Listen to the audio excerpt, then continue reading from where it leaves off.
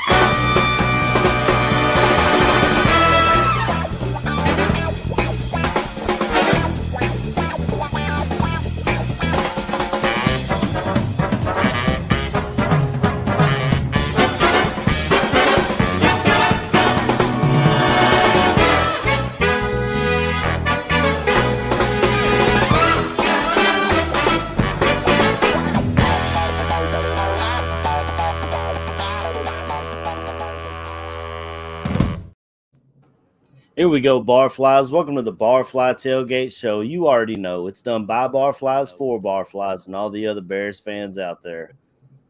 A little bit of a up and down week last week, you guys. As everyone in the chat can see, we have a special guest with us today, Caitlin Leaner, Bear Down Girl podcast, I believe is correct. Correct. Yeah. Hey guys, listened to some of your stuff, but it's tough for me to remember all of those words sometimes. You're definitely bringing up the attractiveness of this particular podcast, and I do appreciate it. You're going to kind of overshadow my handsomeness a little bit. But how you doing this morning? How's it going, Kate? I'm doing pretty good. Excited for the game today. Absolutely. Yeah, it's weird because I'll go ahead. How you doing this morning, Chris? What's up, man, across the pond? How's it going? Well, I was doing quite well until you said that statement about how good, how bad looking we are. You know what I mean? I was feeling quite good looking today. Now you just ruined it for me all day long. But no, it's great to meet Caitlin that I saw on the Dan and Aldo show the other week, and I really enjoyed you on the show, mate. So yeah, it's brilliant to have you on, and it's been a quite an interesting week to be a Bears fan. So looking forward to the show. Yeah. I was more speaking for myself. I'm not going to speak for other people. But last week was just weird to me. I mean, I didn't expect. We'll get into that game first, I guess. I didn't expect to win per se. I think I may have even said that we would lose on here. We might have covered. I don't remember. I thought it was going to be a close game, but our offense was kind of clicking a little bit, but our defense was just I didn't expect to see a defense just lay down like that. It's almost like we went from the Lovey era against the Patriots to the Trestman era against the Cowboys, and it really threw me off. Do you have any thoughts on the game, Caitlin, off the top? Yeah, kind of the same vibe as you. I was just taken aback by the defensive performance. That shocked me more. It definitely, Mark Trestman era vibes for sure. Offense, I feel like I've seen Justin slowly get in a groove over these last 4 weeks. So it feels like he's really ramping up to hopefully have a big game today, maybe. But it is weird when we see an offense be the better version on the Bears team. Yeah, we're not used to having an offense that we can really cheer for. What did you think, Chris, about last week? Very much the same what you guys just said. It was like watching an upside down backwards Chicago Bears team, wasn't it? The offense was firing on all cylinders. I remember defense had I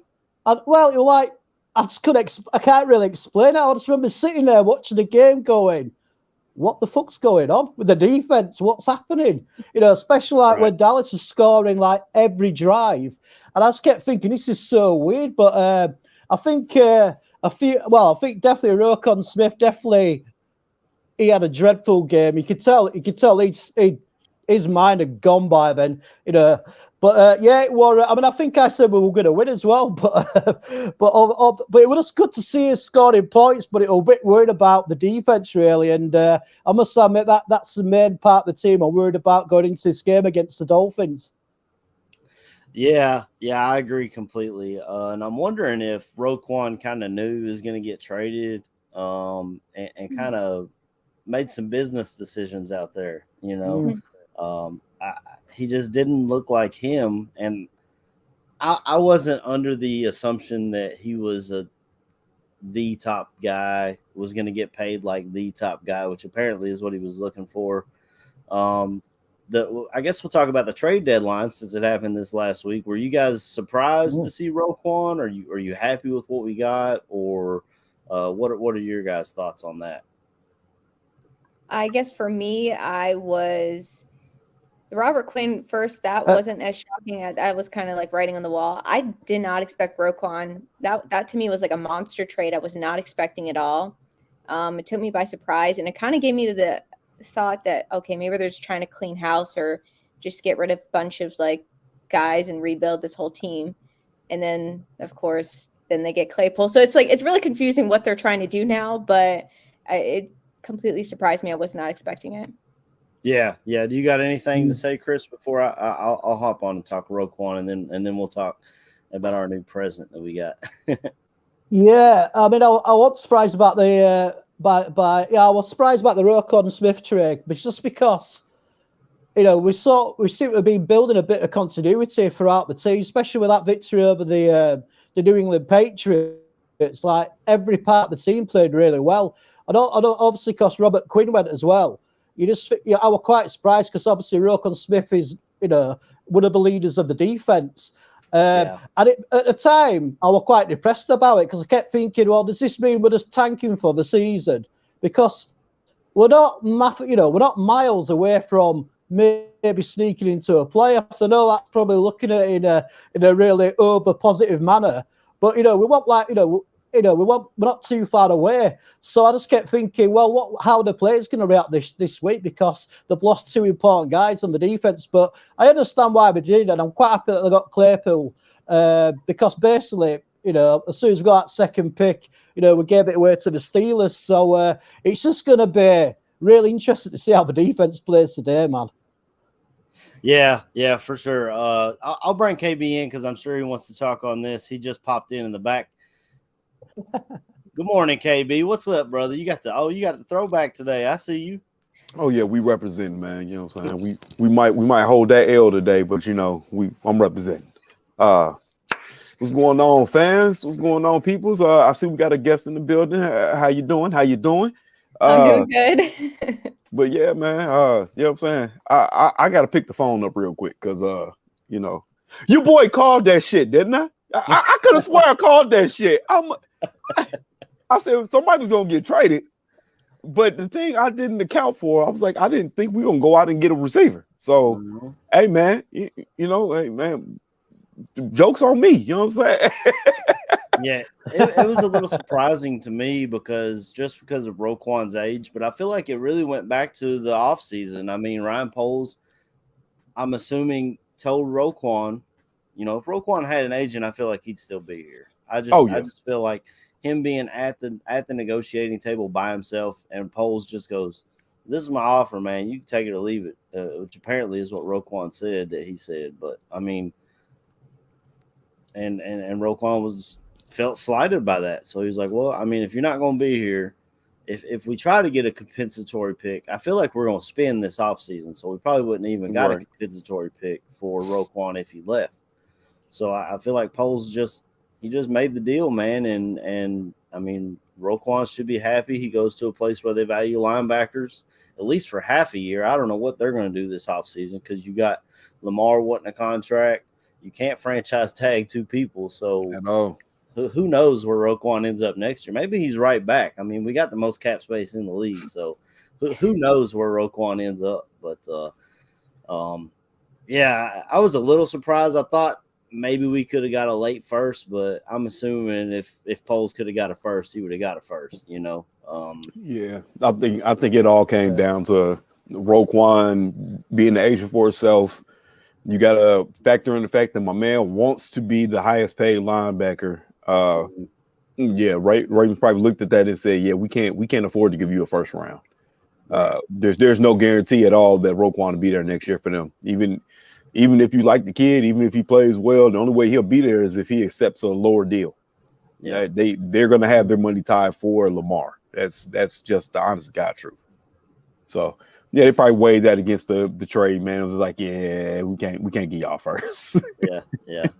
Well, I mean, speaking of quarterbacks, we went and got our quarterback a new guy to throw to. We traded for Chase Claypool. The rumor, a lot of people was upset that it took our second round pick instead of the Ravens one that we just picked up. But the rumors were spreading. The Packers offered their second round pick. The Steelers took what they thought would be the higher of them. Apparently, the Packers were getting stonewalled at the trade deadline. I just saw a thing out today that said they tried to trade for DJ Moore, Jerry Jeudy, Darren Waller. They tried to get everybody. Yeah, they were just trying to get anybody, and everybody was like, "Nah." They must have been lowballing, I guess. I don't know. And then Motor Wars, my boy AC, man, we just throwing something at the wall and hoping to stick. They say, look, you miss 100% of the shots you don't take, so we just asking everybody for a trade. That's right. Hey, Panthers, man, y'all got DJ Moore, and we can throw y'all fourth. Click. Whoa, what's going on here? Yeah. I was gonna say I also saw the Patriots were in on Claypool. I've seen that on Twitter. I don't know how true it is, but hey, if you were, man, we that just further validates what Poles did, man. He had to come up off that second round pick, man. Yeah, for sure. And I told Chris when I came out, I rocked my Brisker today because I just got it in the mail, so I'm pretty happy with it. But, Oh yeah. I almost pulled the Trubisky jersey out of the closet for Claypool. I left it in there. Hey man, just don't turn around. You see, when I first saw your top AC, I thought it were a Nick Foles top. No, I wasn't buying that one. Hey man, he won the Super Bowl saver for our team, bro. That's all we know. No. But I think a lot of players are seeing Green Bay as they're down on the slide now as a club, and I think that's why a lot of players are not signing with him. Because especially wide receivers, they're probably thinking, well, this could be Aaron Rodgers last year, and their backup quarterbacks not particularly great. So I think a lot of them made that as a decision, really, that they may be on the down, and then hopefully our GM sold the Bears at where the franchise on the up. Yeah. Caitlin, what were your thoughts when you saw the Claypool deal come through? Well, it was shocking to me because I thought at this point, if we're trading away Robert Quinn and Roquan Smith, we're just kind of rebuilding. So it felt like, okay, why are we making this move then? I thought we were just trying to load up on draft picks. But it just seems like Ryan Poles is saying, I'm investing in our quarterback and I believe in him. And so that makes me excited that they're actually going to care about building this offense. Yeah, that's definitely a big thing. A lot of people, it seems like all season, at least the talking heads on the radio and whatnot were saying, well, do they even believe in this quarterback? Well, this is a move that shows you they believe in their quarterback. And just like KB said last week, he was talking about the free agency class at wide receiver. Ryan Poles kind of said the same thing. He said, look, this guy is better than anything we could have paid a ton of money to this, at receiver for this offseason. So we figure he's worth a second round pick, and when you get a year and a half to see how it works out. The first thing that came to my head was last week when we played the Cowboys, Velas Jones wide open down the field, drops the ball. Equinemius St. Brown wide open down the field, drops the ball. I feel like Chase gives you a shot at those 50-50 balls for a guy that's Chase Claypool's size is more of a 75-25 ball. And Justin's good at the deep ball. So I feel like they mesh really well, and apparently they got right to work. Like Claypool got to town and they already started working together. So that's good to try and build that chemistry some for this season. And then, this offseason is going to be fun to watch, see who's all together with Fields working. I know Komet and Mooney worked together this last offseason. That'll definitely be something to look for. I was a little surprised at the trade deadline that the Packers didn't make a move, the Patriots didn't make a move, the Cowboys probably could have made a move. But it was still a busy trade deadline. Like my show on Wednesday, I had the way I usually do it on the 12-ounce curl route podcast. We talk about the last week's games and the next week's games. I had to scrap all that and just talk about the trades because there were so many trades league wide that it's pretty crazy. And we see one this week. Bradley Chubb got traded in a big time trade to Miami. So they got some money. They got some pick for him, boy. Yeah, he'll be coming off that edge, and that'll definitely be something to watch.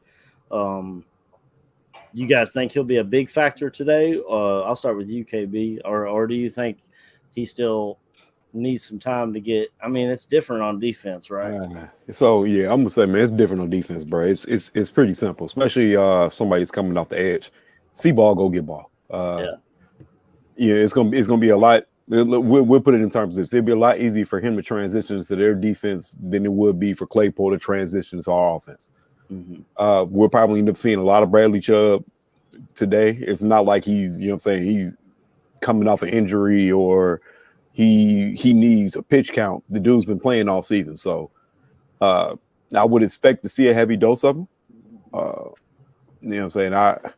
I can't speak on how he's played this year. I don't know how well he's been. I can't say that, he's been especially balling out because you see the Broncos suck ass.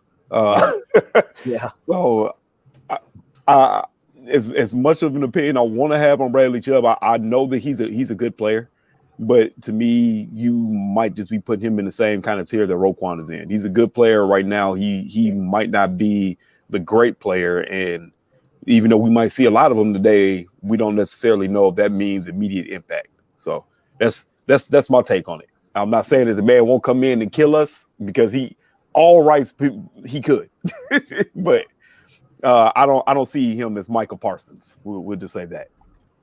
Yeah, and we did decent against Micah. I mean, he didn't fill up the stat sheet the way I kind of expected him to this last week. At all. Caitlin, do you think we'll see a lot of Bradley Chubb? How do you think we can neutralize him if he is on the field? I'm just concerned either way because our pass protection and blocking can be suspect. So it's hard for me to have a lot of faith that obviously I would assume that would be the best option to double, but I don't know. Half the time these guys are missing their blocks, so I don't even know what to expect at this point. Yeah, you got a good point there. I mean, it's I really like Braxton Jones though, and I think if that's where he ends up against, I have more faith in that than I do. Is Borum back? I'm not sure. Yeah, they said he practiced. Yeah, practiced. Yeah. I kind of liked what Riley Reef did last week, though. I mean, I was going to say, if all things are even, I would probably keep Riley Reef out there. I'm not. It's not taking a dig at Borum so much, but Reef's a pro. He knows. He knows what to expect. He has the experience, and I think having that experience next to Tevin Jenkins, I think that helps out a lot. Yeah. So sure. I honestly believe that you should probably keep Riley Reef in. Then the other shocking thing is where do they slot Cody Whitehair at?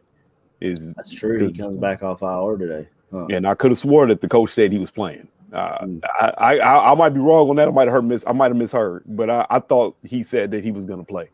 So that's another thing to consider. Yeah. Especially if you got Mustafa in the middle. Yeah. Another game with Musty. Yeah. Old musty ass, huh? Old musty ass. It'd be nice to have that other center from Notre Dame. Yeah.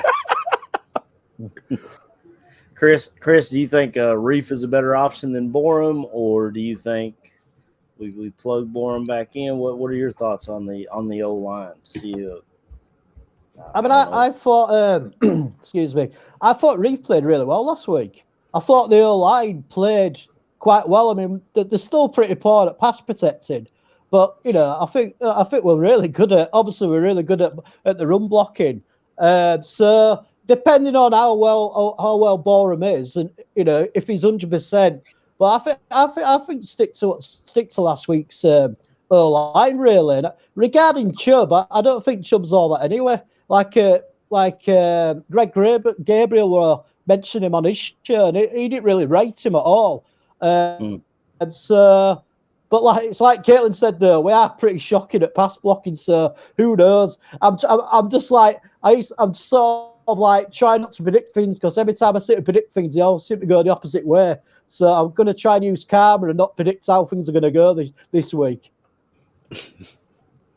Well, I've seen, I don't know if Foster's is the only guy that talks about it, but a lot of times in the chat, we got some big Dieter Iceland fans.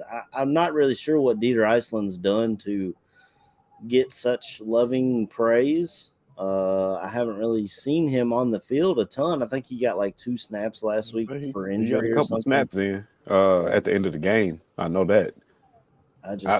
From my understanding, he's a big, strong kid that is fearless. And for as much shit as we talk about certain players, being fearless goes a long way in the league, especially if you got the strength to back that up. Mm-hmm. If he's scrappy, to be honest, I don't see, you know what I'm saying? I don't see the harm in letting him get PT, if that makes sense. We've seen enough of Mustipher. We know what Mustipher is. Mustipher is a undersized overachiever. And that, like I said, I'm not saying that to take a dig at the kid, because I'm not gonna ever sit here and take digs at anybody. But he's overachieved at this point. You know what I'm saying? He doesn't have the strength to hold up at the point of attack, which is why he gets killed in the pass game. He frequently misses his blocks that he needs to go to. There was a play where he should have slid and picked up one of the D tackles last week, and he just let the kid go by. I've seen enough. Yeah, that's it. I would much rather love to see somebody else get the time, or somebody else get some reps, man, because he's gonna end up getting Fields killed in the pass game. I'm not gonna say much for the run game, because we're like the fucking number 1 rushing team. How that happened, nobody knows. But something has to give, man. Something else has to be tried. It was nice to have Lucas Patrick in for two series before that experiment crashed.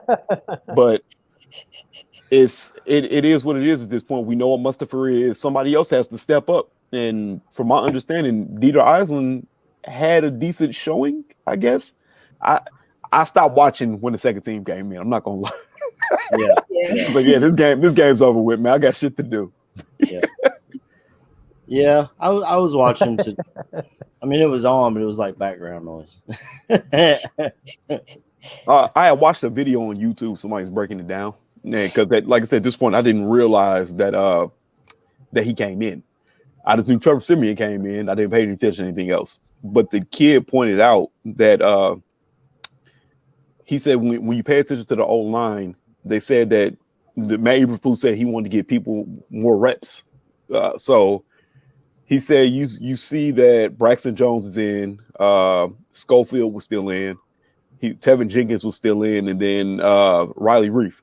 He said you notice at the center position that we had a change, and Dieter Iceland was in.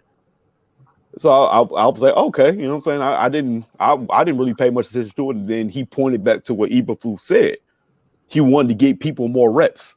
Yeah. And he kind of pointed out and hinted at maybe that might be signs of something coming.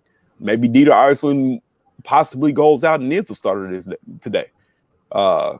If he is, I mean, more power to him. I would love to see it. It can't hurt. You know what I'm saying? If you're much worse than Mustipher. Yeah. But I thought that was interesting. Matthew Cheesy says the Dietz is a power lifter, so he definitely's got some power behind him, which is a upgrade from. And I hate to pile on Mustipher, because he's an undrafted free agent who came in, worked his way onto the roster and earned playing time. He's earned everything he's been given. I just don't feel like he's the dude, man. I don't know if we end up drafting over him or what the plan is there. Who knows? Maybe they try Whitehair there again. I mean, he wasn't great there when he played there before, but I think I remember saying something about that too, didn't I? So maybe you don't cut Whitehair because we don't have the best O-line in the world. Maybe you let the man play out his contract and move him back in the center. Just come to him and be real, man. Tough titty. We need you to play center. Yeah. I feel like Whitehair will just play wherever they need him at. Do you have any thoughts on the offensive line, Caitlin, of what kind of setup you think they'll do going forward, or you just throwing shit at the wall to see if it sticks? I don't. I feel like at this point they're just going to go with what they keep, have had out there. Like, unfortunately, I think we're going to have to see Must for the rest of the season. Nobody wants it. I certainly don't want it, but I don't think they're going to mess around and try to experiment mid-season, especially when they're trying to keep their quarterback safe. So I feel like they're just going to keep chugging along, and unfortunately, we're just going to have to deal with Must for the rest of the season. Yeah, you're probably right. Yeah, more than likely that's what it is. I mean, in our bye week is so late. I don't know if they'll try and change something up after the bye or anything like that. It's weird. Don't we got like a bye in week 14 or some shit? Yeah. It's like, bro, the season's over with. But take a break, guys. You been getting your ass whooped all year. But it's just strange, I keep just coming back to that whole stick of the Denzel. I called that shit, man. Oh my God. It's funny because it brings me back to all the trades. And one of the things that you keep hearing is that it was such a bad trade for us. Man, I hate when they grade a trade the day after it happens or the day of it happening. I mean, how do you lose a trade to get all offseason? They said they're not protecting Justin Fields, they're not getting him weapons, blah blah blah. So we trade for a weapon for Justin Fields, and they're like, "That's a terrible trade." What are they doing? Like, the fuck? This is why I said it was very strange. Yeah, I found myself agreeing with Colin Cowherd, bro. Do you know how dark of a day that was? What? Yeah, the wanker. Is that why you're wearing sunglasses again, KB? Yeah, so because I was drunk. So you're a big fan of Armstrong? Yeah, very bro. Oh my God, when he went on that tirade, I'm sitting there. I had to pause it. I was like, who the fuck is Armstrong? I called my dude. I said, "Hey, do we get somebody else?" He said, "What do you mean?" I said, "Bro, do y'all know anybody? You know anybody else on the team named Armstrong?" He said, "Armstrong." He was like Stretch Armstrong? No, motherfucker, Armstrong plays on the Bears. Then he asked me if I was drunk. I said, "No, watch the clip," and I sent it to him. He said, "No, this motherfucker's stripping, bro."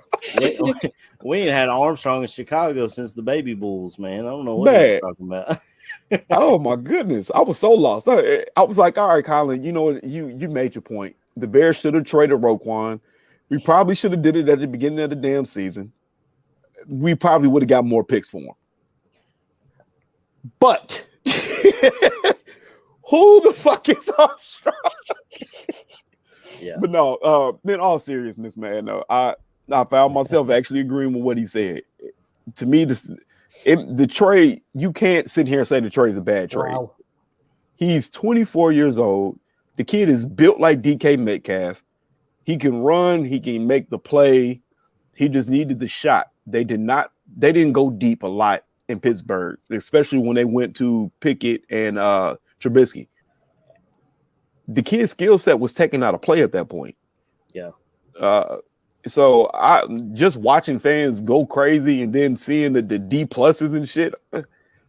I'm so lost because if he went to Green Bay, this shit would have been an A plus. Yep. They would have been, oh my God, Green Bay is coming back. They're gonna make a playoff push. Yep. So how is it right for them, but it's not right for us? I felt like the El Chapo memes. Like when you would see him in random spots just looking down. I was like sitting on the swing. My head was down. I was sitting in an empty pool, just staring off into space, sitting in my prison cell that I don't have. I just call that work. Staring out the back door, stupid stuff. You know what I'm saying? It's just like I said before, Chicago can't have nice things. And that just proved my point. Mm-hmm. Yeah. We got people in the chat that's already talking draft. First 2 picks are wide receiver. Who would we have got? And I agree with that. Who would we have gotten in the second round? Now, I did I stayed up late last night. I watched that LSU Alabama game to the end because I'm a big fan of Kayshon Boutte. But, we hoped Kayshon Boutte could be good. You know what I'm saying? So I feel like they just took a chance on Chase. I don't know. First pick's going to be D-line. I saw a monster at D-line yesterday for the Georgia game. Oh, Carter he is cemented to be a top 3 pick, bro. He'd be great at our 3 tech. I don't know that. That'd be phenomenal. Yeah. And you know what the sad part is? Bears fans will probably still bitch. Oh, they would. Yeah. Like you said, we can't have nice things. I don't know. Chris, do you have a wanker of the week this week, or if so, I'll roll the clip. They roll the clip, brother. Yeah, I'll go ahead and roll it. Piss off, you grassy little wanker! Shut up, you soppy wanker! Wanker! You're a wanker! Wanker! Stop being a wanker. You are a wanker, Andy Marr. And I'll be honest, I didn't know that was coming, but I'll say it again, you are a wanker. This is Chris Watts's Wanker of the Week. So if it's your first time watching the show, Caitlin, I apologize if that embarrassed you a little bit, but every week, Chris Watts talks about his wanker of the week, who dropped the ball, who did not do their job, and he had a lot to choose from last week. Who's your wanker of the week, Chris? What's up? Well, it's more like not so much a wanker of the week, but more like the wanker of a player, and that would have been Justin Field when he didn't touch down the Dallas defender and they scored. For fuck's sake, man, come on, you're a professional football player and you cost us 7 points. And how he jumped as well to get over the guy. He could have injured himself, sir. I love Justin Fields. He's my man. He's my quarterback. But come on, bro. You know the rules. You're a quarterback, mate. You know what I mean? Come on, bro. So he's my first wanker of the week. And now I'm getting quite a few coming into my head now. Roquan Smith, because I think his attitude sucked. That was probably one of his worst games he's played in a long time. And also Velus Jones. I mean, I don't know what this... Is he a wide receiver? Can he catch a ball? I mean, what the fuck's going on here, mate? Do you know what I mean? So I'd say them 3 are my wankers of the week. Yeah, that's a lot to break to unpack there.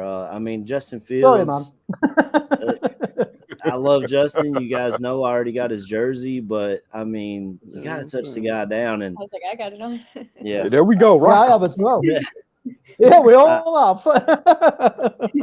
I guess I misunderstood the rule. I thought when he stood up, if you touch him, he's down. But I guess I was wrong on that. Neil Stopchinski kind of told me, once he stands up, you got to bring him to the ground. And once he stood up, there wasn't a whole lot we could do. Velus Jones, man, if he could return kicks, he'd be Cordero Patterson. He just can't catch, man. I don't know what the deal is. I didn't see that in Tennessee. I saw him catching balls, making plays, doing everything for Tennessee last year. I don't know what the deal is with that kid. It's got to be in his head. I don't know. It's I don't understand how you get to the league and it's like, damn, you lost all your talent. You see these. Well, I get the step up in competition. I get, what I'm saying, you're going against people who have been doing this against big boys, and you're not just playing incoming freshmen who are 15 to 16 anymore. But if you could catch in college, well, how can't you catch in the pros?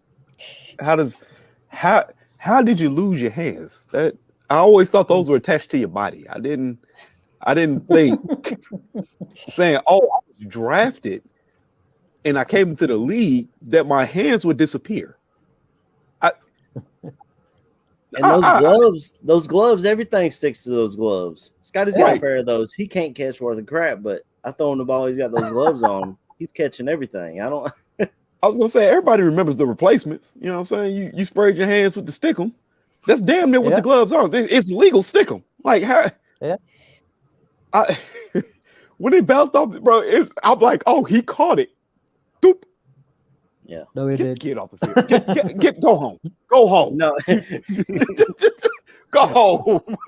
You're not making plays. Eberflus and Poles are thinking the same thing. Man, we drafted this guy. Hey, if I was Eberflus, I'd have been sitting there on the sideline like this with.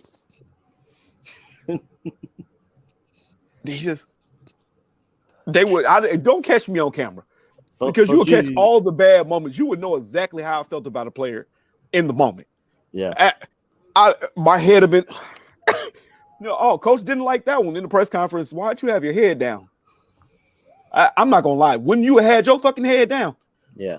He didn't catch the ball. Okay. We're trying to make a comeback. Justin Fields is out there doing it all on himself. I would have actually got a jug machine out whilst the game was going on and make him stand there and catch it all for the rest of the game. Just like, this is what you do. This is what we're paying you money for. And, you cost us a couple of games as well when he was dropping them punts. So I would have just made him stand there in front of everybody with a jug machine firing at him for like the rest of the game. Yeah. It's tough, man. He would live at Darnell Mooney's house. I would take whatever department he had. You are now roommates with Darnell Mooney. At least he has the jugs machine in the living room, okay? Yeah. Because, dog, no, this not. Listen, we can't just keep giving you goddamn jet sweeps, okay? People are going to catch on when you get on the field. It's coming. Yeah. So when we rotate everybody to that side and stop you in the backfield for a major loss or for whatever reason you can't hold the ball and you fumble it, then why are you here? Because now I got to put you at running back. Now I got to kill you. Yeah. Shit, maybe he'll play better at running back. Hey, I mean, who knows? If we cut him, he'd probably end up in Atlanta like the rest of the Bears, though. Hey, I don't know, man. He wasn't a pace pick. That's true. I thought Atlanta might trade for Roquan whenever we had him on the trade block. I mean, shit, I did too. I'm not gonna lie. I thought that was it. I was like, we're gonna end up trading this motherfucker to Atlanta. Watch. It makes too much sense. But hey, man, Baltimore came calling, and you know what I'm saying, second round pick later. It is what it is, man. Go there. And my God, did y'all see his press conference? No. I know what we talked about, the one when Robert Quinn got traded and he started. Oh, I'm talking about the one he had with the Ravens. I heard clips out of it, but no, I didn't say what. That motherfucker was tripping. Yeah, he was wilding out, man. Look, I get it.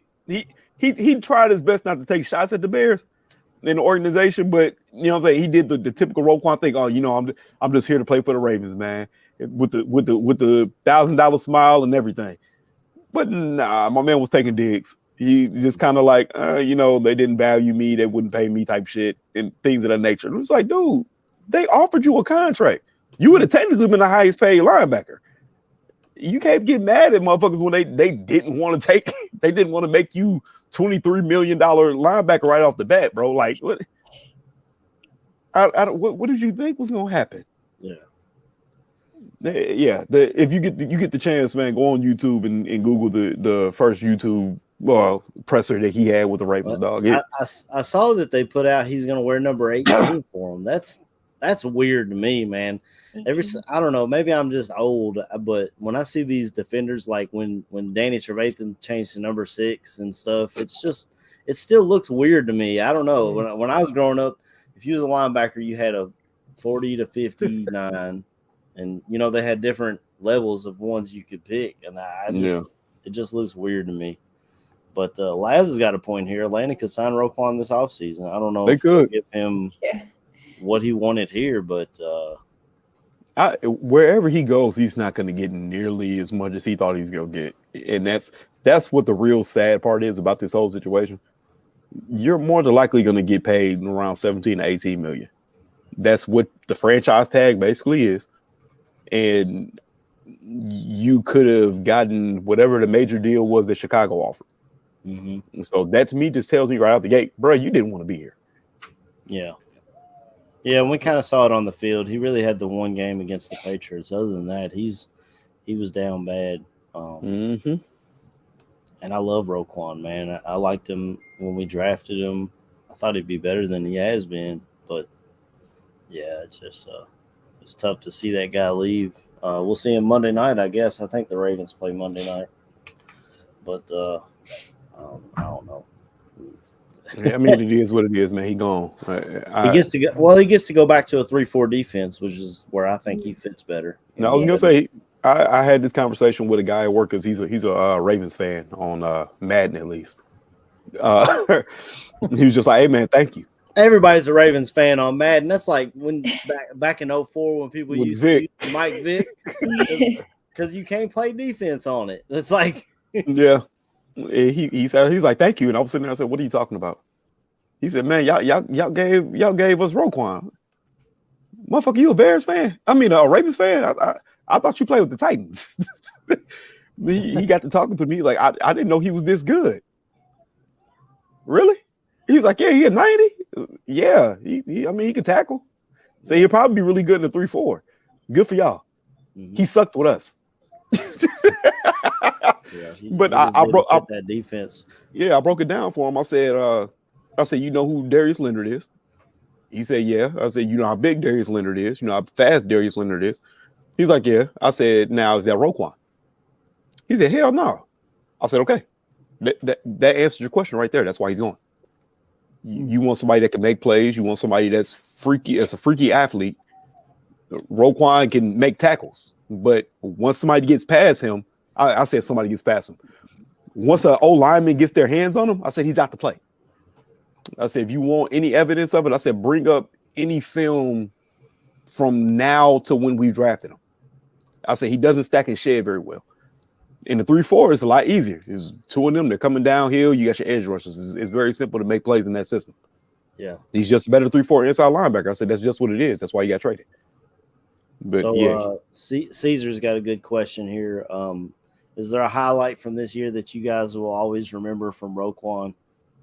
The interception, the Texans one that sealed the game. Yeah. Oh yeah. Yeah, that'll probably be the one. As soon as I saw this question, I was thinking of when Wentz laid his ass out. I don't know, man. Look, the dude gone. I'm still not gonna talk shit about him like that, bro. Because anybody could have walked into that shit. If Roquan would have turned and looked and little boyed him, that'd have been funny. It would have been funny as hell because then everybody be like, "Damn, Wentz sucks at being the quarterback, and then he can't even make a blindside block." Hey man, good for Wentz. Yeah. Yeah, Laz got a good point here. We got Jack Sanborn, the preseason Hall of Famer, getting his shot at that outside linebacker spot. I'm not gonna lie, I'm looking forward to see how he does out there. If he can turn out, that'd be great. It would help us in the draft, but I really think Poles is looking at this through the draft. I mean, Fred Warner out there in San Francisco, I think he was a 4th or 5th round pick. Darius Leonard was a 2nd round pick. So these guys can be found at later points in the draft. Right.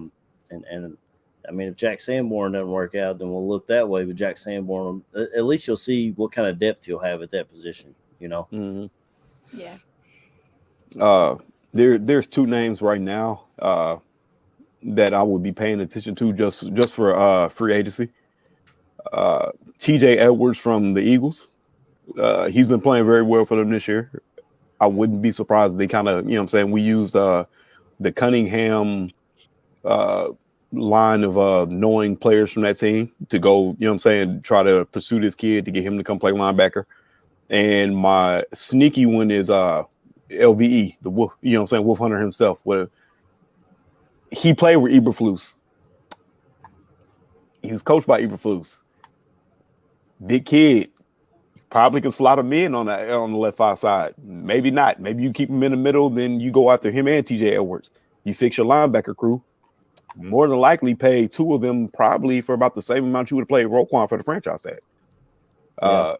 So maybe, you know what I'm saying, we get Sanborn in here, he shows anything, then you can get TJ Edwards, somehow get Leighton Vander Esch, and then have Sanborn play the right. Who knows?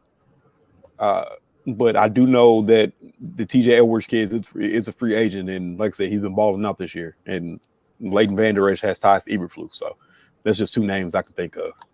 Not named Jalen Smith, because no one wants Jalen Smith. I haven't looked into the free agency hardly at all. I've looked at some of the O-line guys, but as far as linebackers or anything like that, I haven't really looked. But we'll get into this game for today against the Miami Dolphins. Kickoff is at 1 or at noon, depending on what time zone you're in. But I'm really worried after our defense looked the way it did last week. I mean, Miami's got some weapons. But I did listen to Hogan John's podcast this last week, and they had a guy on that was a Steelers writer, I guess, from The Athletic. And he kind of, obviously he talked Chase Claypool, but he also talked about the Dolphins a little bit and said, in their game, they scored right off the bat, but then once the game started getting into a groove, it's almost like once they got off their opening script, they had some issues. It kind of made me think twice, because after last week when I watched our defense look terrible, I was like, well, we're going to get blown out next week too in Miami. But what do you guys think? I'll start with UKB, and then we'll go around the horn like this. Tell me your initial thoughts on this game. After watching the Dallas game, I'm pretty sure the defense is probably going to get boat raced. I'm not going to cap. I don't know if we have enough pass rush to get to Tua, which means Tua's going to have all day to throw the ball deep to the fastest man in the fucking league, and probably one of the top 5 fastest guys in the league. They have a lot of speed, bro. That's some scary shit. I'm just going to be honest with you. I love Jalen Johnson. Jalen Johnson ain't going to be able to cover Tyreek Hill. That's just not going to happen. So, bad pass rush, all day to throw the ball, 2 fast motherfuckers on the edge, culminates in really bad situation for that Bears defense. So, I'm not excited. I just want to see the offense progress. I just want to see, you know what I'm saying? Maybe a deep connection to Claypool. You know what I'm saying? For a big play, maybe a touchdown. That's what my day is. That's what I'm looking for. So as far as the defense, no. That's an XFL team out there playing defense today. Well, way to pick me up there, KB. What are your thoughts, Caitlin, on this game today? So I think, the secondary thing is at least the strength of the defense. They've been playing really great this year, getting a lot of takeaways. Eddie Jackson has, come back to his normal self. Jalen Johnson, before he got hurt, he was like shutting dudes down, covering receivers really well. So, we can have a little optimism that possibly the secondary could cover the receivers well, but if they're not generating any pass rush and giving Tua a bunch of time to throw, it's hard for the secondary to just be perfect. So it feels like at this point, especially, I feel like the offense is getting into a groove, and I think the Miami defense, you think Justin, his running ability, it's just kind of been, his strength these last couple weeks. I think he's probably going to be due for a big game, and it might be a back and forth scoring. It might be a crazy high scoring game, and it'll be fun to watch at least. Yeah, that's true. What do you think, Chris? I sort of it's the defense what scares the pants off me, to be honest with you. The front 7, we're not getting any pressure, and also the cornerback what's opposite Jalen Johnson, which I can never remember his name. He was pretty terrible against the Dallas Cowboys. they were just ripping him on little diagonal patterns. He were getting burned all the time. So if they even like, all right, they got Tyreek Hill, but Waddle's is speedster as well.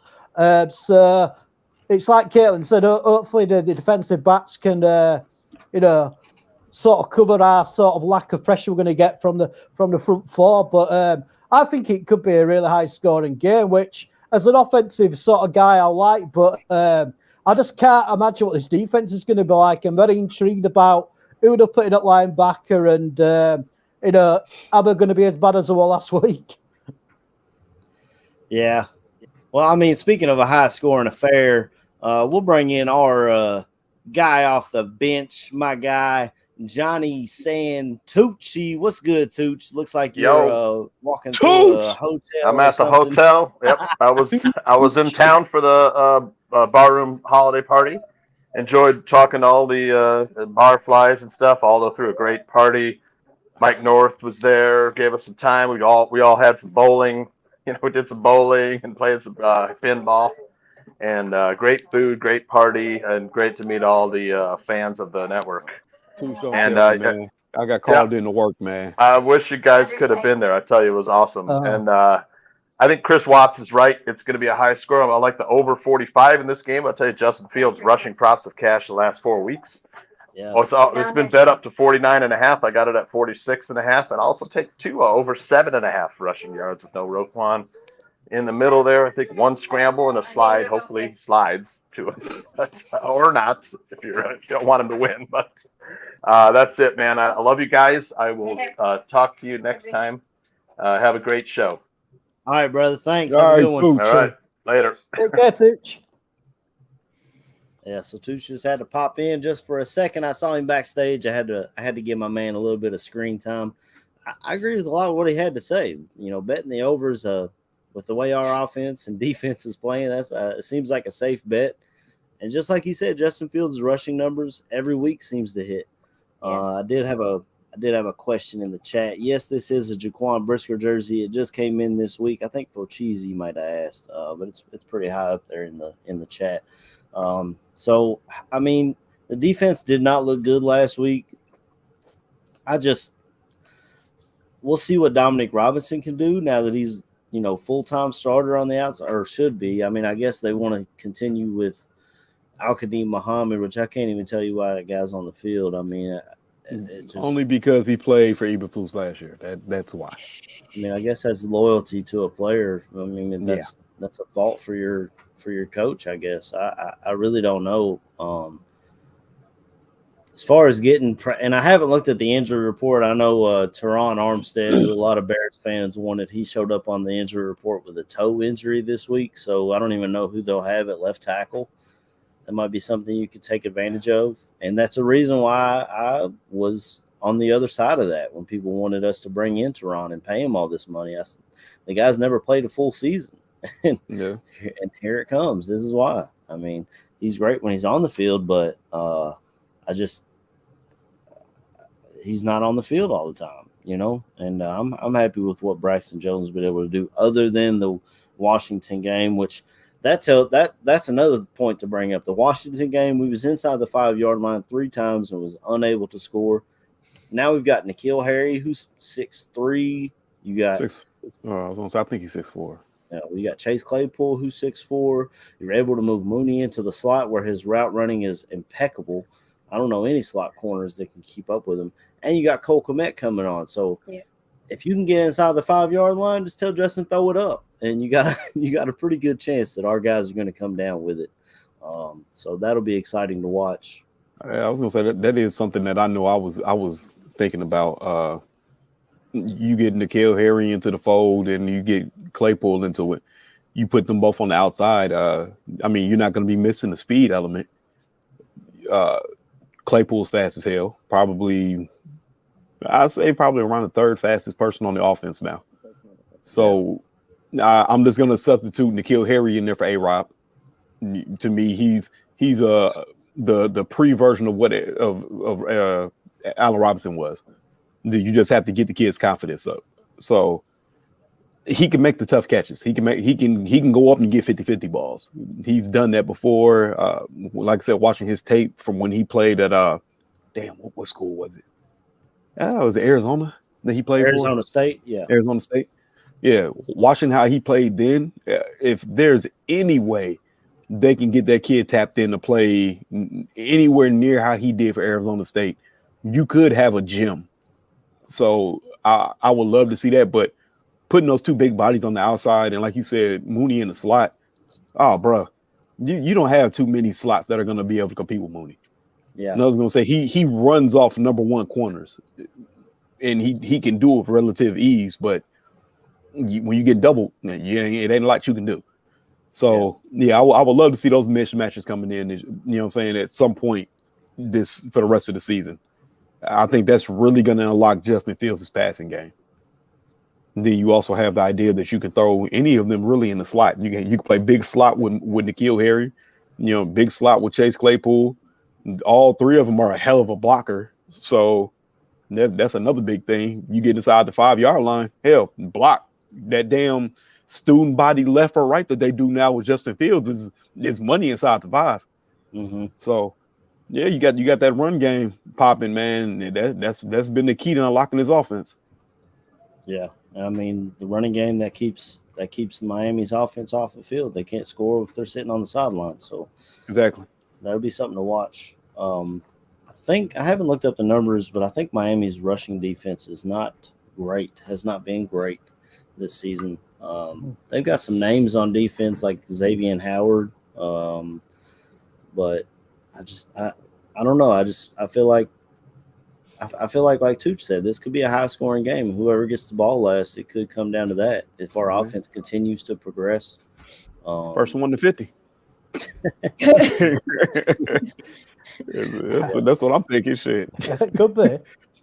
Yeah, it'd be exciting to watch. I don't get to watch it at home this year. Go ahead, Chris. No, I think as well. I think Miami have actually signed a running back from San Francisco, so they're obviously trying to strengthen that position. And I'm sure I heard somewhere that they got quite a lot of injuries on their defense, so hopefully it might balance out for us. But yeah, I think it's going to be a high scoring game, man. I really do, and I think it could go to 40+ points on both sides for both teams. So I just thought we just pip them right at the end. It's so weird that we're talking about the Bears in a high scoring game. It is so weird. Hey, the 29 that we put on Dallas last week. I mean, I know it didn't work out for us defensively, but that's the most points they've given up all season. And they played the Eagles, the high flying Eagles, and so that's definitely a big reason why I'm looking forward to this game today. I'm probably going to have to go find it somewhere. Scotty's got his football banquet today, so I don't know what I'm going to do today. We'll see. But I'm excited about this game for sure. Dolphins had a huge fourth quarter against the Ravens. They probably will today. Huh.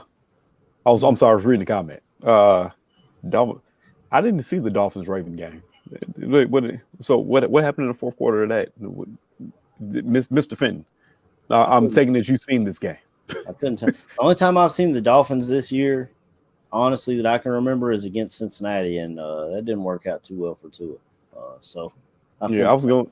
Who they play? Was it Thursday night? Was that the Ravens? When they played the Steelers, it was. Oh, that's what they played. I expected them to blow out the Steelers, and they won like 16-10. So, the Steelers defense ain't good either. I was going to say, so that kind of brings the interesting question in. How much better is the Pittsburgh defense than the Bears defense right now? I mean, we both got star safeties. Neither one of us can really get a ton of pressure. I'd say it's pretty close. They got a linebacker there that I like that I think is a free agent this year. I think it's Devin Bush.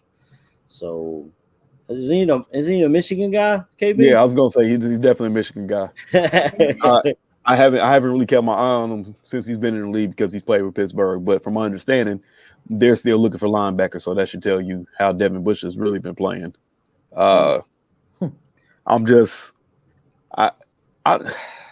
That kind of makes you think. I remember the Ravens game now. Yeah, Ravens were up big, and then the Dolphins just started. Came back at the end. Yeah, Okay. I remember that now. Yeah. No, that makes sense. If they go up tempo and they can keep the up tempo, yeah, maybe they bolt races. But then again, I happen to have the sight of the foresight of living in the Midwest, and yesterday the wind sucked ass. When I say sucked ass, I mean like 40 to 50 mile per hour winds for no fucking reason at all. They said that was going to continue into the day. Yeah, in Chicago, where it's I saw cold. I saw the flags at the Northwestern game. They were yeah. And now I'm starting to talk myself into it. This is why I hate myself right now. Because now I'm starting to think I can give us a chance. I can see Justin Fields throwing the ball deep in this weather because Justin Fields has the arm. Tua does not. Believe, KB. Believe, brother. Oh yeah, I don't know because you know what? Never mind. Our defense is suspect on run defense. I changed my mind. Going back to what I said. This is gonna be a high scoring game.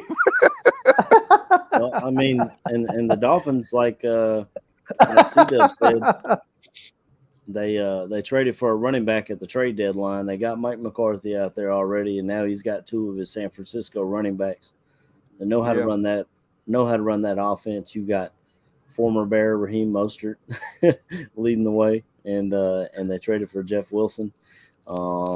He's a speedster. We'll see how all that plays out. I need to, if y'all could talk for a second, I'm gonna try to find this injury report real quick. All right, man. So, all right, man. Let's get to it. Let's get to it. Let's bring up this Miami offense. You know what I'm saying? We got a lot of 49ers players because we have Mike McDaniels in here at head coach right now. They're running some semblance of that 49ers offense. Well, I'm not gonna say it's totally the same. They put their own spin on it, and like we said, they have two dynamic weapons at wide receiver. The person we're not talking about right now who could destroy us, period, is a tight end by the name of Mike Gesicki. It was franchise tag this year. Speculated to be traded, and a lot of trade rumors were surrounding him. This is where things get bad for us because who you put Brisker on him. Hopefully, Brisker's been decent in coverage. I won't say he's been the best in coverage, but he's been decent. He's been playing very well for rookie this year. What do we think Gesicki does to us today? Well, that's a good question, man. I think you look at those. Go ahead, Chris. Sorry, AC. I think he could be a bit. I know exactly what you're on about. When you first mentioned it, I was like, who's KB? He's gone deep, man. He's going deep into the roster. But yeah, I know you're on about, man. I think he could cause us a bit of trouble because Brisker seems to bite a bit, and he seems to zone in a little bit with his eyes, and he does bite. He does some routes. So I think he could be right there, KB. I think he could be a bit of a problem, really.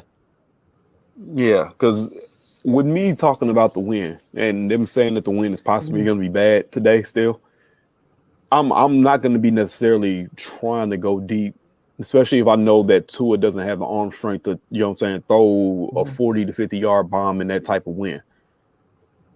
So that leaves the middle and the flats with a tight end that you can hit very quickly and have to force us to play up, which would then bode very badly if Tua does find a way to connect deep. So yeah, it just got me to thinking because that's a name that I really haven't heard anybody really talk about. It's literally been all Tariq and Jalen, and people. They're gonna destroy y'all on the outside and da da da. Yeah, they possibly could. We don't have the pass rush to stop them, but that wind, that weather, them being in the cold. Gesicki is a PS. I think he played at Penn State. So he knows about playing in the Midwest or playing in this weather. So that's another thing to think of. I don't know how the kid is at blocking or anything like that. Like I said, I just know that they have the 49ers running scheme, and they have hella fast running backs. I think that's why he was on the trade block, because he's not a blocker. He's a receiving tight end. But I got the Dolphins injury report here. Austin Jackson, the right tackle, is doubtful with an ankle and a calf. Teron Armstead is questionable at left tackle with a toe. So, I mean, we'll see how all that plays out. We got, like we said, Whitehair coming back and Borum possibly coming back if that's the route they want to go. But if their offensive line is struggling, they might struggle to run even against our bad. Yeah, there she goes. And then it randomly went out. I sent her a message. I was gonna say, you was like, yeah, I'm sure. I said, "Is she froze?" I said, "Hell, I can't. How do you hold that face for that?" But we were talking about Gesicki because Gesicki. Oh my God, I can't say his last name. You got any thoughts on what he could bring to this offense for Miami today? So I was definitely worried about him because he actually has been kind of like a red zone threat for them. I think he's second leading with touchdowns on their squad. So I feel like he's going to be the underrated person. We're worried about the wide receivers, and he's going to be the one scoring the touchdowns probably. Right. Yeah. Well, I mean, he's going up against. You look at our linebackers. I mean, you got Jack Sanborn getting a start. You got Morrow, and then whoever they decide to throw in the other linebacker spot. I was gonna say Matt. I know Matt Adams is still hurt. Weatherford got a lot of love again in the preseason when we picked him up off the waiver wire, but I don't know much about him. Yeah, that's right. Tried to keep him, and he just didn't make it. I was gonna say Colts fans was butthurt about losing him. Really, but that could be the same thing we talk about every year when we have our preseason darling. I don't want to lose that guy. So I was gonna say I haven't seen the kid play, so I don't know. Well, I know Gesicki's got a hell of a gritty on him. Oh God, no! Oh God, no! I've seen it. No. He looked like me out there trying to do it, man. I thought he was river dancing. I said, somebody get this kid a guitar. He be bouncing across the end zone like Elvis Presley. You know what I'm saying? Oh man, oh God, it's a possibility of seeing that today. That's the depressing thing. But it's good. I'm hoping for a good game. I'm hoping that the weather kind of skews this thing to be more run heavy. Mm-hmm. I do, you know what I'm saying? That plays in, to help us,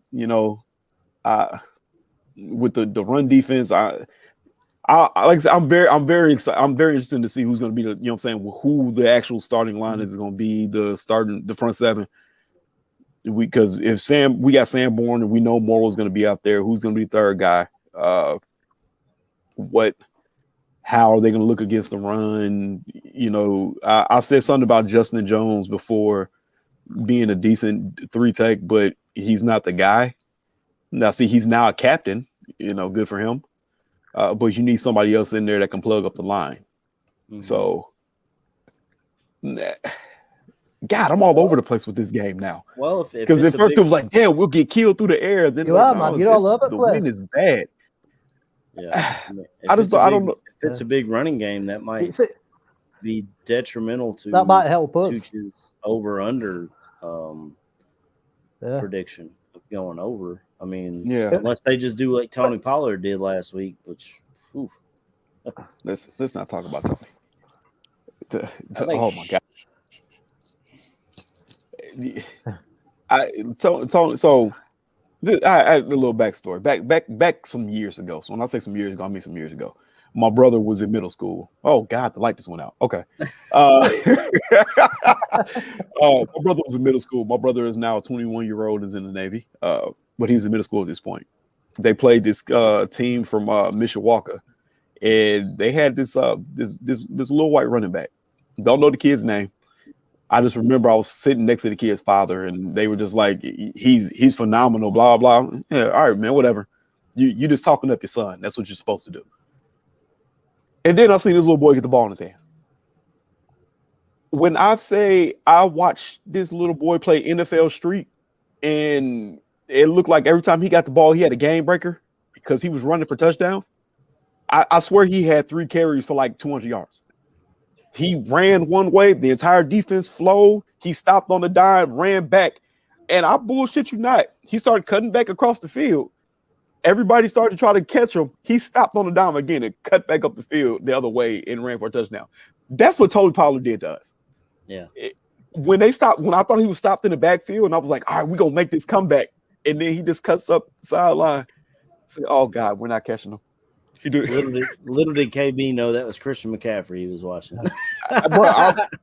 Somebody juiced my man stats for the game, man. Somebody did something. I knew Tony Pollard was good. I had been saying for years since they drafted him. I said that he was the number 1 running back for that team.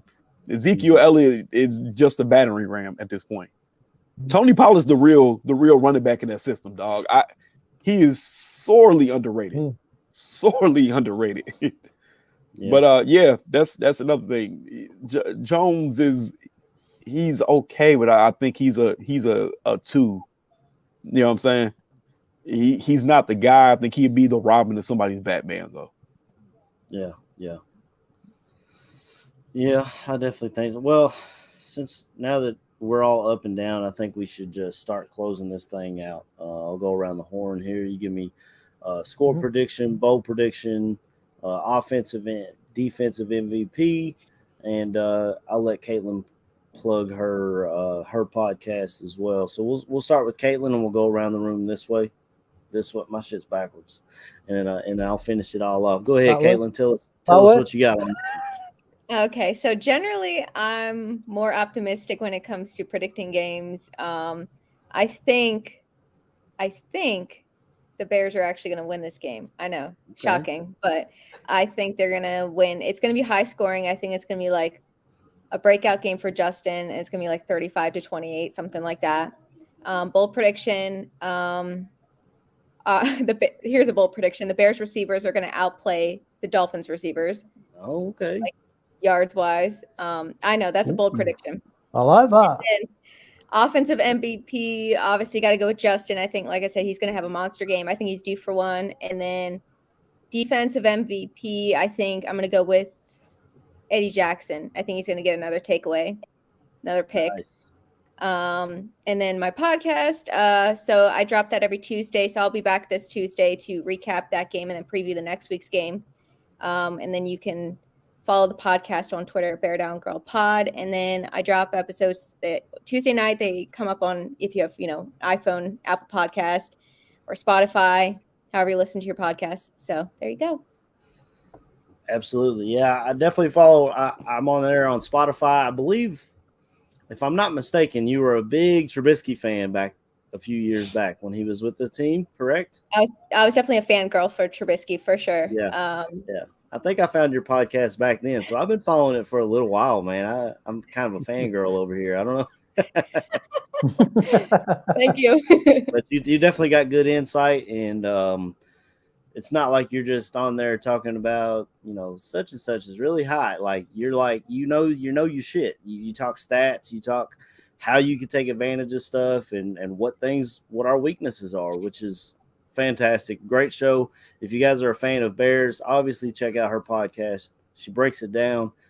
She does it all by herself, which is very difficult to do. I tried to do it before I came to the bar room, and it is applause to you because I can't do it. I have to have somebody to bounce ideas off of and go back and forth, which is why these guys help me out every week, and I definitely appreciate it. KB, give me your score prediction, bowl prediction, offensive, defensive MVP, please. Bro, so at the beginning of this, I thought one thing. Halfway through this, I thought another thing. By the end of this, it's a totally different situation. But I'm going to settle on the idea that I believe the win is going to impact this game. So I have it slightly lower scoring-ish. I'll say maybe 24-27, but I'm going to give the nod to the Dolphins. Say they do just enough to beat us because I'm very worried about that defense on every level at this point. If they're throwing like cover zeros at Tua all game, maybe it'd be a little bit closer, or we get the advantage somehow. But I don't feel that we have anybody that's going to be able to consistently get to him. I don't feel that any of our linebackers will be able to cover Gesicki. Yeah, and that's just not going to bode well for us. So yeah, 27-24 Miami offense MVP. It's always got to be Justin, man. The kid plays hero ball. You just don't have nobody else to really root for on offense at the moment. So even though I do want to see Claypool with a deep bomb today, I'm going to say Justin's the offensive MVP. Defensive MVP, man, it's got to be somebody in the secondary. And not for good reasons. It'd probably be like Eddie Jackson with 11 tackles again. Oh, God. Yeah, I'll go with Eddie Jackson. I'll say he gets let's say he does 2 picks today. That'd be my bold prediction. Like I said, I think they'll come out and Tua thinks he can throw the ball deep and the wind carries it to Eddie Jackson twice. But I still don't think it's going to be enough for us to get the dub, unfortunately. Yeah. Well, I agree. Go ahead, Chris. Right. I mean, I actually think we are going to win, and I'm not saying that as a homer because I've realised that practically every week I say that every week. But I think we might win. I think KB. I think you're probably right about the scoreline, mate. If it's bad weather and there's a lot of running, then I don't think it's going to be in the 40s or 30s. I think the Bears are going to win 24-21. My offensive MVP, as usual, is Justin Fields because we want to see the guy keep developing and keep getting better and getting more relaxed in the system what he's played in, which he is. Defensive, I think it's going to be Jalen Johnson because he's our best cornerback.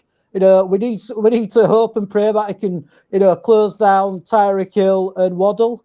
So I don't know if he's going to travel with Tyreek Hill or if he's just going to play one side. But yeah, I think the Bears might sneak it, man. Let's be positive, man.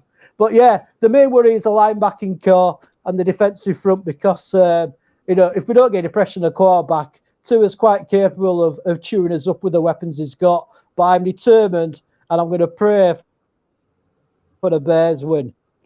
Yeah. We'll all be praying. Yeah. I'm kind of with Caitlin on this, though. I think, I think our defense is just not there. I mean, we got a bunch of young guys trying to prove that they belong, and they're just not. I don't think they're talented enough to stop this Miami offense. But I do believe in our offense. So I think my score prediction.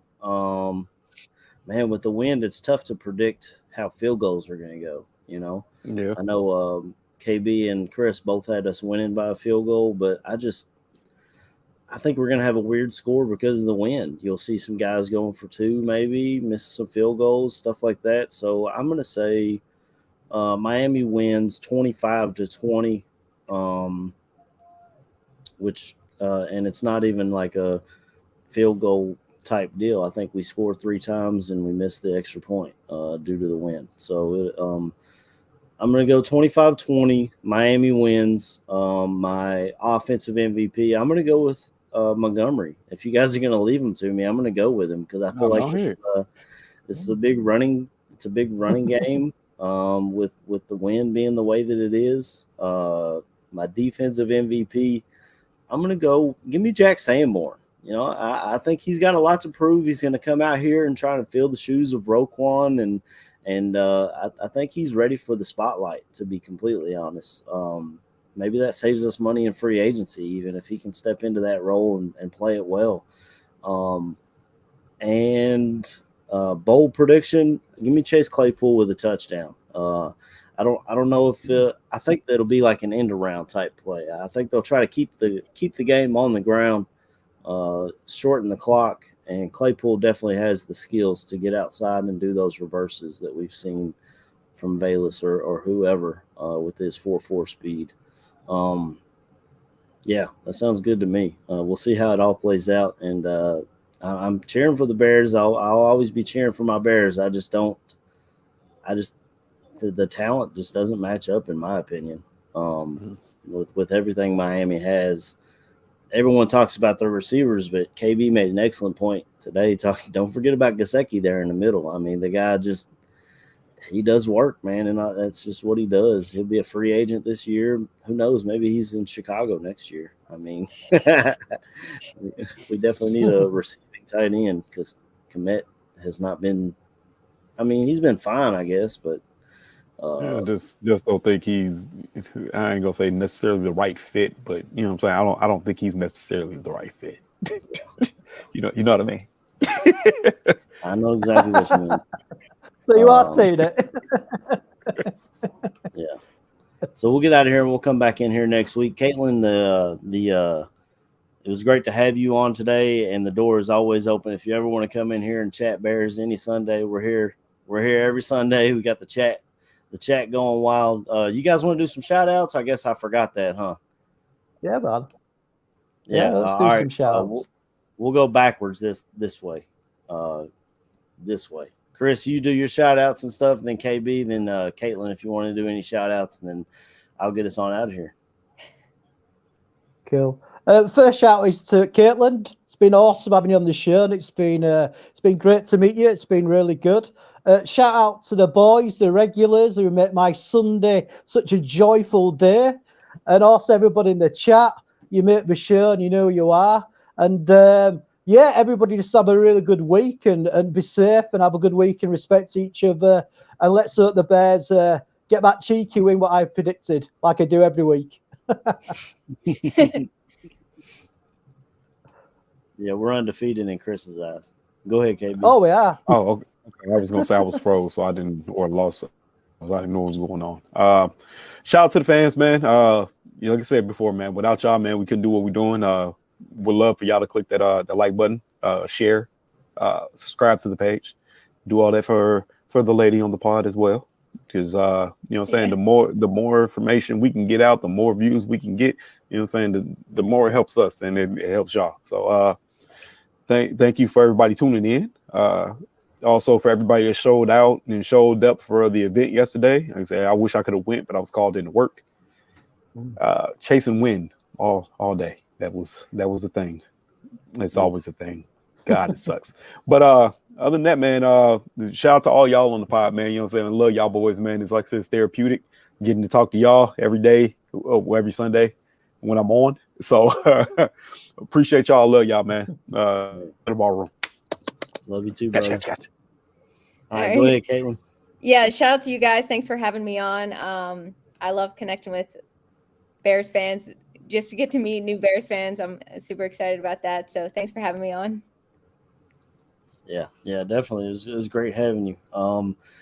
First and foremost, shout out to y'all for coming on here. And like I said before, I've tried to do a show by myself, and it's not very easy. So definitely shout out to y'all for coming on here and letting me bounce ideas off of you each week, getting different perspectives.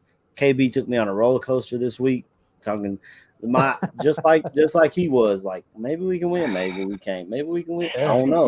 We'll see how it all plays out. Life of a Bears fan, man. Yeah, for sure. Shout out to everybody in the chat, man. It was popping today. Apparently, I love Chitlins. Says shout out to Chris's phone on the wall. Yeah, he's got a phone on the wall. I guess I didn't know there had to be a story behind.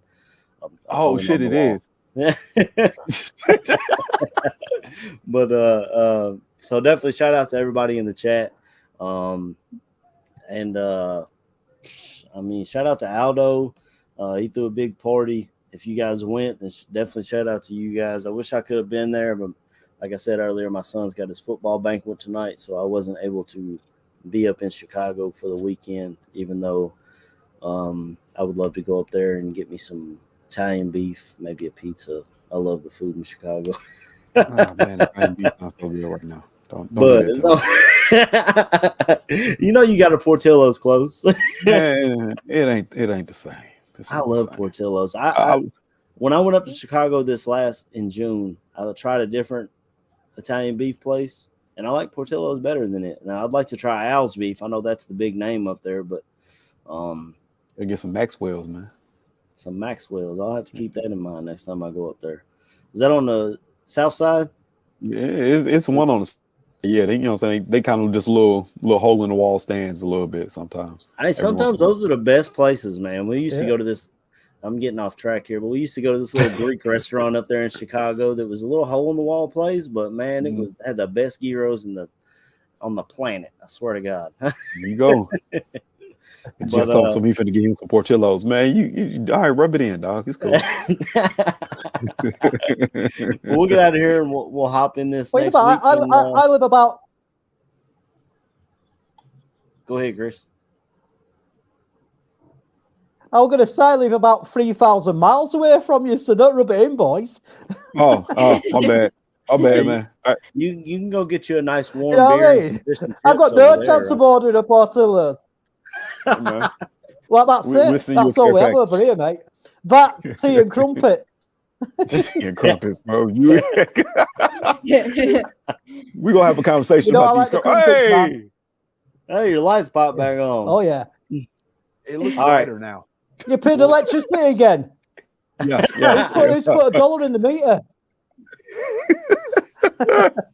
Yeah, we'll just we'll end this thing with a big old bear down. Bear down. Bear down. Bear down, man.